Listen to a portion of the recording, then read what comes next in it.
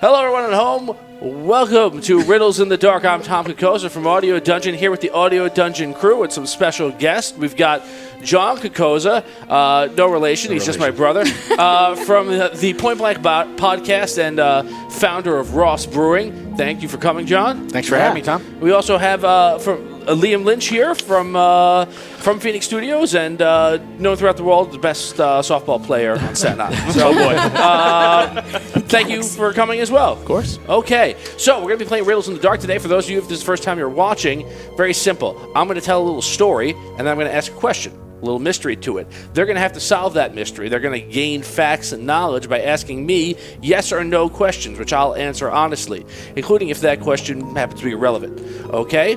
That's pretty much it. We're going to give you about 10 minutes to solve the mystery, and if you don't get it, then I win. And if you do get it, then you win, and you have my respect. Fine. All right. So,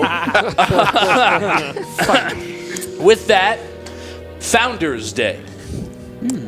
The town of Nelkins Valley was celebrating its centennial. In the center of town stood the statue of a town's founder, Nelkin, marbled stone with his peg leg in onyx, his hand out towards the horizon. The anniversary was celebrated every year on the 1st of spring after the mountain snows melted, celebrating Nelkin leading his people through a horrible snowed-in winter in the mountains and into peace and prosperity in this verdant land. This year, the town wanted to know the mystery of how Nelkin got that peg leg, so they called in Penarius, the land's greatest diviner of information, to finally solve this ancient mystery. Penarius, upon arriving to town, sat in meditation in front of the statue, his hand on the onyx of the peg leg. A day passed. 2 days. The celebration was tomorrow. Finally, Penarius awoke from his trance, pale and shaken. The town's council asked him, what did he see? Why did he look so upset? The story is too terrible to be told. This town is cursed. You should all move. These buildings should be razed and the ground salted. Wow. The mystery. How did Nelkin lose his leg? Did the town's curse... Did he lose his leg because of the curse? No. Is the town cursed because he lost his leg? Yes and no. Helpful. What... I have to figure out how I want to phrase this. Okay. I have a question. Did he lose his leg due to frostbite? No. Was Nelkin a wizard? No. Did the thing that caused him to lose his leg also curse the town? Yes. Is the whole statue onyx or just the peg leg? Just the peg leg. Is that one of our questions?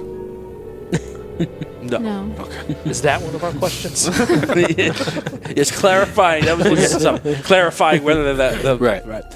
Does the curse radiate from the statue? No, it does not. Good question. Does the statue keep the curse at bay to a certain degree? No. Does something in the town keep the curse at bay? Irrelevant. Okay. Is there a certain bad thing or things that happen regularly in the town as a result of the curse? Yes, but irrelevant.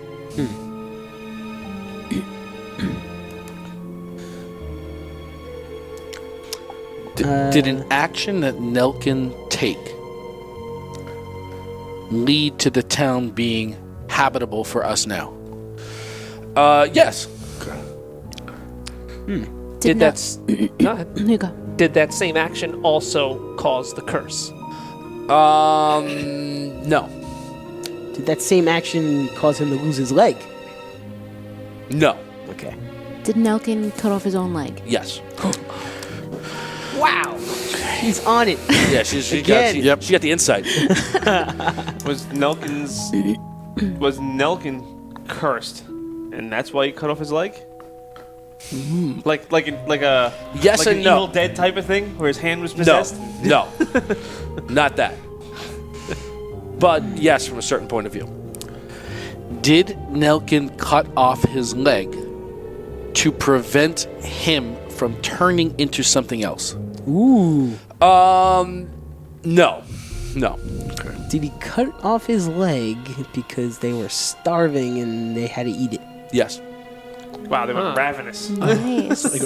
See, I was Okay. close with the frostbite, but I was on that track of... Wow. Is the town cursed because people ate human flesh? Yes, but there's more to it than that. Okay. Closer, warmer. And while you know, the question was Right. how did he lose his leg? Cut it and off. Yes, but that's not the answer to the question.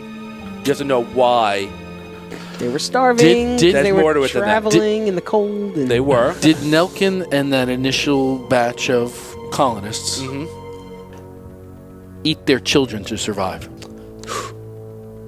Yes and no. Man. You have to be more specific. Babies. Yes and no. You have to be more specific. Male babies. That's not what I mean. And no male babies. Only females? Is that what you mean? Hermaphrodite? No. Well, I will say there were no male babies eaten. The plot thickens. Are they magic users? No. That might have been asked. Was he traveling with only females? No. There were no male babies. The males were What? spared to so that the people would live on, maybe. That's not how science works. And you need females for that. You need a uterus. Maybe they that- were trying to, I don't That know. is not. No. No. That's Are the not. people of the town still selling and eating human flesh? No. Okay. That's a good question, though. No. But that's good. Were Disappointing. there A little bit. people that were there first and that's who they ate? No. Was Did he? So it's established that Nelkin and his tribe ate his leg. No. That is not established. No. Somebody. No, they ate babies, female his leg. babies. No, that's not established either. His leg. He cut off his leg, so... Things were eaten. I thought that was Part of it being a leg. I No, think I asked... that was not established. I think I asked That's whether what I he said- cut it off so that he could eat it because he was starving. No, you cut it off. You asked I asked if if it cut it off. you asked if it could be cut off so it would be eaten. The answer is yes. Right, so it would be... You said Right. the question was, were male babies eaten? The answer was no. Okay. And that's two different things: a female baby and Nelkin's leg. Did they sacrifice But if the they leg? didn't eat it, did they offer it up to something that was there in exchange for being able to live there? No. There's more to it in regards to, like, you have the general idea, but there's more to it that makes it even more disturbing. Did they That's great. eat human flesh? What? Did they eat human flesh? Yes and no. Because I have to say, the way you're answering the question, I can't give you a solid answer. Right. Is there- I who thought did that who was eat? established. Is there Who are you one- asking if ate the flesh? Is- Nelkin or the other Did followers, or- Nelkin eat human flesh? Yes. Did Nelkin eat his own flesh from his own leg? Yes. Did Established. the other travelers that were with him eat human flesh? Yes and no. Okay. Was Okay, there we got to get more specific on there- that. We got to one or many specific people who also ate Nelkin's flesh? That is not a yes or no question. Dan. No. Like I'm saying, like, Oh, is that yes? There is one or many. Yes. Yes, there is one or many. was there Okay. one? Yes. Was there more than one? No. So Nelkin and someone else Yes. ate Nelkin's leg man, flesh. That's messed Correct. up. And only Is, them. is there one woman amongst them? Only one that is allowed to birth the babies and that is kept No. alive. No. Was That's it a freaking woman? lucky So was broad. Nelkin Oh my and a God. woman? Yes. Okay. Did anybody It's else his- survive? Yes. Was it his significant other? Depends on your point of view. Interesting. Was he hoping to make her his significant other? Yes. Okay. And that was like that's how he got And they down. did it- Because- and they ate He the got down human on flesh one in knee. order to Bit about survive. that, Yes. Okay, they ate the flesh in order to survive. That's what I was saying. Yes. Like they were starving. But there's Then they made a But- baby and ate that baby? no. no. how is that not the answer? That would take too long. It's worse. Oh man. It's worse. They made the baby eat the leg. No. They made the leg eat the baby. Tom, you're sick. All right. I will give you a hint. Ingrown toenail. I will give you a hint.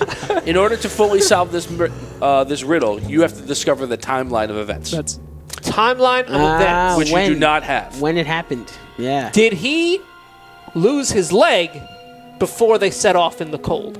Nope. Did he lose his leg I can hike after it they got with to him. the Right. area where the town is today? No. did Okay, the so it happened on the trip. Yes. did the consumption of flesh happen over like one winter? Yes. Okay. Yes. So I'll reread the mystery. The town of Nelkins Valley was celebrating its centennial. In the center of town stood the statue of the town's founder, Nelkin, marbled stone with his peg leg and onyx, his hand out towards the horizon. The anniversary was celebrated every year on the 1st of spring after the mountain snows melted, celebrating Nelkin leading his people through a horrible snowed-in winter in the mountains and into the peace and prosperity of this verdant land. Right? The important information is there. But this year, the town wanted to know the mystery of how Nelkin got the peg leg, so they called in Penarius, the land's greatest diviner of information. Penarius, upon arriving to town, said in meditation in front of the statue, his hand upon the onyx of the peg leg. A day passed, 2. The celebration was tomorrow. Finally, Penarius woke from his trance, pale and shaken. The town's council asked him what he saw. The story is too terrible to be told. This town is cursed. You should all move, and these buildings should be razed and the ground salted. Okay? Is Nelkin alive today? No. So Tom mentioned timeline. This is the centennial. This happened 100 years ago. Right. So why is that important? Are the bodies of the babies and those that were killed or murdered or meant to be eaten buried in the ground? Is it a burial ground? No. Yeah, we haven't even gotten close to like a curse or anything like that. Yeah. Well, really. Look, but I can interpret that two ways, right? This area is cursed, and you're here, or because of these actions, you're cursed. You're like, leave. You know, Okay. maybe not a specific wizard placed a hex on it, but that these things are so grave. I just wouldn't terrible. want to be exactly. All right. So we're gonna do lightning round. It's been, and then we're gonna try and wrap up. All right. So everybody gets to ask one more question, and then we have to try and solve the answer. Okay. Okay. You got one? Is a statue in the town that they left? No, the statue is irrelevant.